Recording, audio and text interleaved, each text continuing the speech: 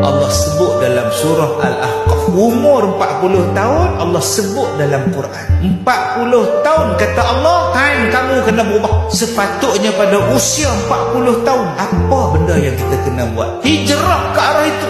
Apa dia? Menjadi hamba Allah yang bersyukur. Bila umur 40, rumah ada, kereta ada, isteri ada, blender ada, TV ada, handphone ada, pinggan mangkuk ada, kelorok ada, semua ada. Maka kata Allah, jadilah hamba bersyukur. Jangan duk kata aku susah, aku susah, aku susah. Hang tak tengok orang lain lagi susah. Tuan-tuan tak mau bersyukur ke duduk di Malaysia? Tak mau bersyukur ke Allah Ta'ala bagi dekat sini? Hijrahlah tuan-tuan. Janganlah duk merunguk sangat. Ya orang lain nak dapat makan punya susah. Hijrahlah tuan-tuan. Oi, berapa lama lagi nak hidup? Yang aku target sekarang ini, kata dia, aku nak buat amalan yang Allah redha saja. Aku tak mau dah buat benda sia-sia. Dia hanya mencari redha Allah sebelum dia hijrah ke alam kubur. Jom tuan-tuan, kita buat satu kerja yang Allah redha.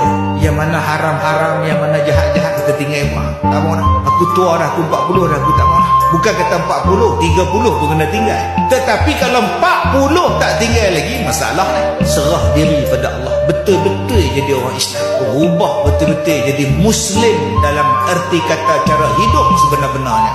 Awal Muharram tahun baru, mudah-mudahan kita jadi yang terbaik sebelum kita berhijrah ke alam yang kekal abadi. Dari alam roh hijrah ke alam rahim hijrah ke alam dunia, dan kita akan hijrah ke alam barzakh lepas ni.